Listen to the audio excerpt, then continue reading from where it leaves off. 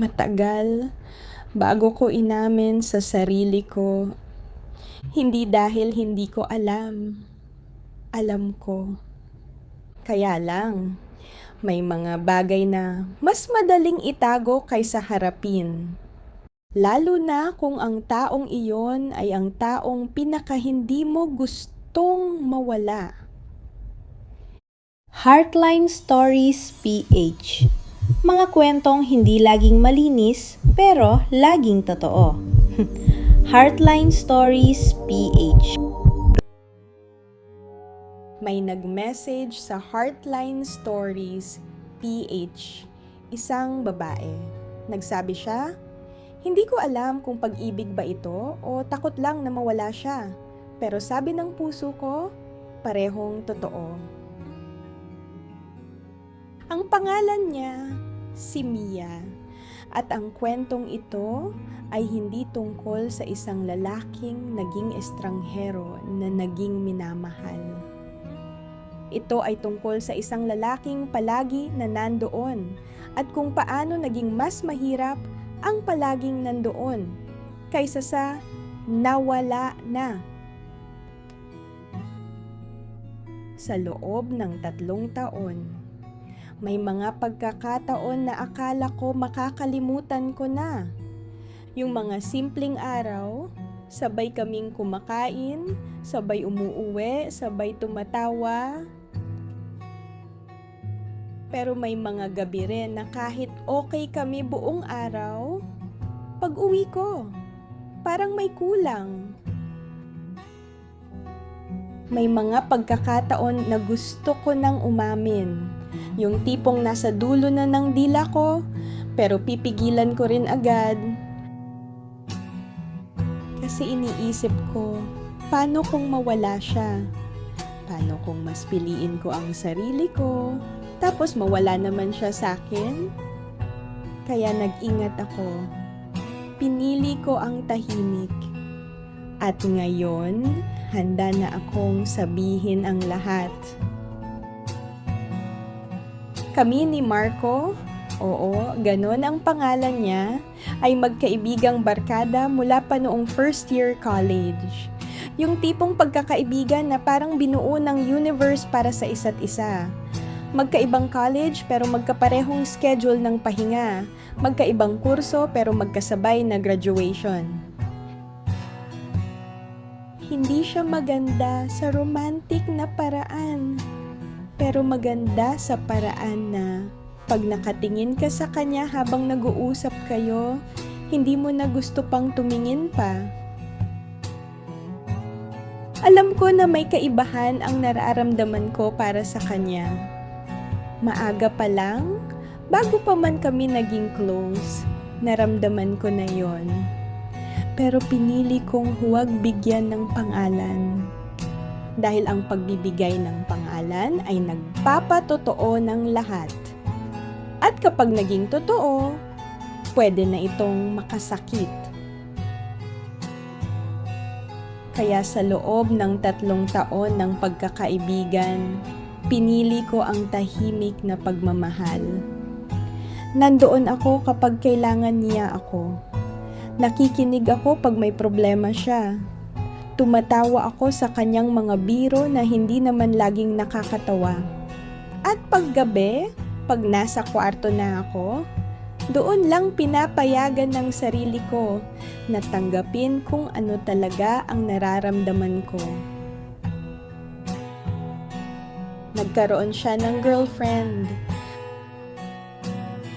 Hindi ito masakit sa paraan na inaasahan ng lahat. Pinilit kong maging okay. Tinatawanan ko pa siya kapag kinukwento niya yung girlfriend niya. Pero may mga sandali na bigla na lang akong tatahimik. Hindi dahil wala akong sasabihin, kundi dahil hindi ko alam kung paano ko itatago. Doon ko na-realize, hindi pala sapat na sabihin sa sarili mong okay ka. Kailangan mo rin talagang maramdaman yon. Hindi ako umiyak agad. Hindi ako nagwala. Nanahimik lang ako ng ilang sandali at pagkatapos, nagpatuloy sa araw ko. Pero sa loob, parang may maliit na ilaw na napatay.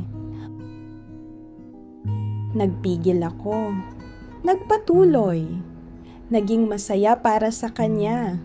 Dahil iyon sa pagmahal mo ang isang tao, gustong-gusto mong masaya siya kahit hindi ikaw ang dahilan. Ang relasyon niya ay tumagal ng halos 1 taon. At pagkatapos, natapos. Nagkaiba lang ng direction, ganon lang daw. Isang gabi, pagkatapos noon, nagkita kami.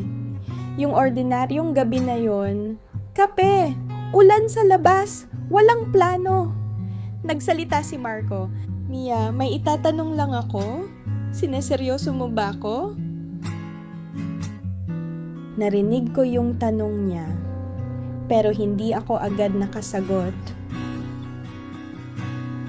Hindi dahil wala akong sagot, kundi dahil alam ko, once nasabihin ko iyon, wala nang babalik.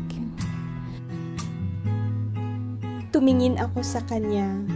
Yung tingin na parang sinusubukan mong tandaan lahat, just in case magbago ang lahat pagkatapos nito.